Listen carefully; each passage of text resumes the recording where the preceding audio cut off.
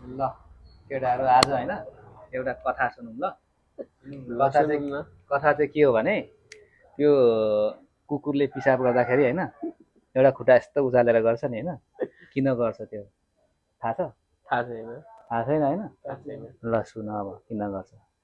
एकदमै पहिला धेरै पहिला होइन जनावरहरूको पनि आफ्नो एउटा के भन्छ देश होइन आफ्नो एरिया हुन्थ्यो अरे कि, राजाहरू हुन्थे अरे, मन्त्रीहरू हुन्थे अरे होइन। त्यो चाहिँ धेरै पहिला प्राचीन कालमा भनौँ न। अनि त्यति बेला चाहिँ एउटा ठुलो घटना घटेछ अरे के। एकजना कुकुरको राजा गाउँ घुम्न गएको थियो अरे होइन। गाउँ घुम्न जाँदा अब त्यहाँ मन्त्रीहरू भए, सुरक्षाकर्मीहरू भए होइन, सबै लिएर गएको थियो अरे। अनि त्यसरी गाउँ घुम्न जाँदा चाहिँ पानी परिरहेको थियो अरे क्या, ठुलो ठुलो पानी परिरहेको थियो अरे।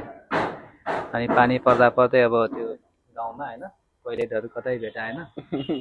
अनि बिचरालाई पिसाब लागेछ अरेर एउटा थोत्रे घरको मुनि के, घर अब गाउँघरमा होइन त्यो खरले छाएको ढुङ्गाले बनाएको घर ठ्याक्क अब थोत्रे ढल्नु आँटेको थियो अरे। अनि त्यसको मुनि गएर चाहिँ अब पिसाब गर्दै थियो अरे होइन।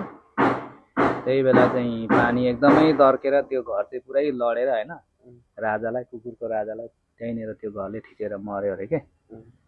अनि उसको देशैभरि शोक मनाए होइन कुकुर जनताहरूले होइन। शोक मनाएर अनि 7 दिने शोक मनाए। त्यस पछाडि उनीहरूको मन्त्रीमण्डलको बैठक भयो के, कुकुरको देशको मन्त्रीमण्डलको बैठकमा चाहिँ के भएछ भने त्यो कुकुरको प्रधानमन्त्रीले चाहिँ के चाहिँ आदेश दिएछ भने होइन देशको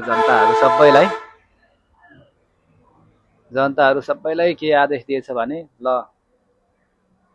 सम्पूर्ण जनताहरूलाई मेरो के एउटा सल्लाह छ भने अब हाम्रो राजा पनि यसरी बित्नुभयो होइन, पिसाब गर्ने क्रममा घरले थिचेर मर्यो होइन। अबको दिनदेखि होइन त्यसरी बाहिर पिसाब गर्न जाँदा तपाईँ हामी सबैले एकदम पहिला हेर्ने अवस्था कस्तो छ होइन, अवस्था राम्रै छ भने पनि घर हुँदी भयो होइन, बोट बिरुवाको फेदहुँदी भयो अथवा जुनसुकै सामानको छेउछाउ गएर हामीले पिसाब गर्दा पनि पहिला थामेर होइन खुट्टाले यसो थामेर चाहिँ होइन थामेर मात्रै गर्ने, ताकि त्यो लडेर हामीलाई किच्याएर नमारोस् होइन। त्यो भएको कारणले चाहिँ कुकुरले चाहिँ यस्तो खुट्टा उचालेर पिसाब गर्छ। त्यो चाहिँ उसले किन उचालेको भन्दा त्यो उसले पिसाब गर्ने ठाउँको कुनै पनि चिजहरू लडेर उसलाई खिचेर नमारोस्, त्यसरी चाहिँ त्यो कुकुरले त्यसरी खुट्टा उचालेर पिसाब गर्ने सुरु गरेको है। ल त्यो यसको कहानी। कथा कस्तो लाग्यो? कथा ठिकै लाग्यो, बवाल छ नि होइन। ल ठिक छ, अब अर्को कथामा भेट्नु।